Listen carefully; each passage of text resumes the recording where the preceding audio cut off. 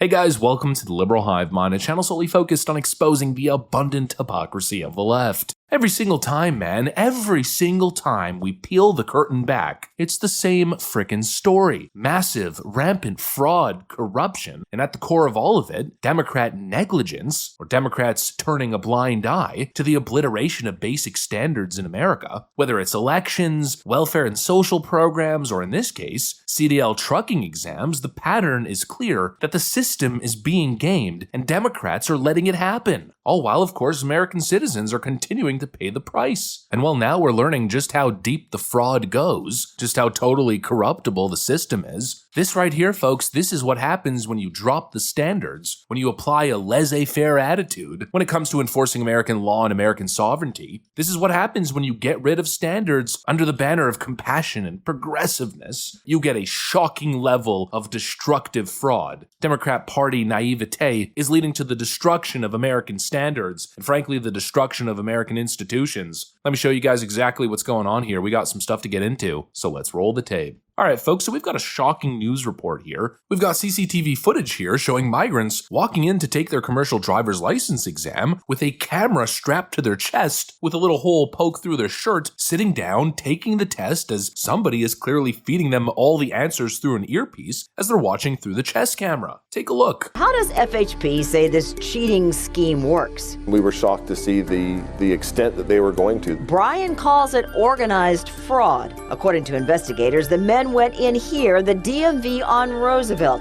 to take the CDL test to drive a truck, but they are rigged up with equipment to get their answers. And you see the actual apparatus that he's wearing. He has a chest harness that actually holds the phone. A red iPhone in the harness, and under a t-shirt, you see the hole right there? So he comes in this t-shirt with a hole cut in it. Yes. Now watch this. In a video we've obtained from the DMV, this man opening his shirt. Brian says it's kind of like FaceTime. The men sit in front of a computer and wiggle around. Their body language is abnormal. Until somebody outside in a parking lot can read the test questions on the screen in English and then tell them through this earpiece in their language. Employees at the DMV got suspicious. Most people don't start to disrobe when they take a DL test. They're unbuttoning their shirts. They are, indeed. So the 5 men arrested so far, that's just the tip of the iceberg? It is. And this is happening all over the country. This is going on across the country, and especially in California. You've got unqualified people, and in many cases illegal migrants, cheating their way into a license to operate a 40-ton death machine on American highways. And you know what? There's absolutely no way that people don't know this is going on. And it makes you question, why is nobody stopping it? There's zero oversight, and clearly no political will, especially in Democrat states like California, to clamp down on this rampant fraud. And the result of that lack of political will is what led to what we just saw in Florida. We saw a Sikh illegal alien with a fraudulently obtained CDL license pull a totally reckless U-turn on Florida's turnpike. And what happened there? Well, likely, he probably couldn't read the signs, or probably didn't care, to be completely honest, and he ended up killing 3 American citizens. That's the cost of the illegal migration crisis and the rampant fraud that's allowing these people to stay and work. These sanctuary cities are flooding American roads with unqualified, reckless drivers. People who literally cannot speak a lick of English. We saw that with the Sikh illegal migrant. He showed up in court for his arraignment and had to have a translator because he can't speak a lick of English. Good morning, sir. Please state your full name for the record. Harjinder Singh, apna pura naam ਦੱਸਿਆ ਜਰਾ ਨੂੰ। ਮੇਰਾ ਨਾਮ Harjinder Singh. My name is Harjinder Singh. And of course, we saw this. ਬਹੁਤ ਵਧੀਆ ਬਾਈ ਤੇ experience ਵੀ ਹੈਗਾ uncle ਨੂੰ ਬਹੁਤ ਚੰਗੀ ਤਰ੍ਹਾਂ ਸਮਝਾਉਂਦੇ ਆ ਮਜ਼ਾਕ 'ਚ ਸਮਝਾ ਦਿੰਦੇ ਆ ਤੇ ਸਕੂਲ ਵਧੀਆ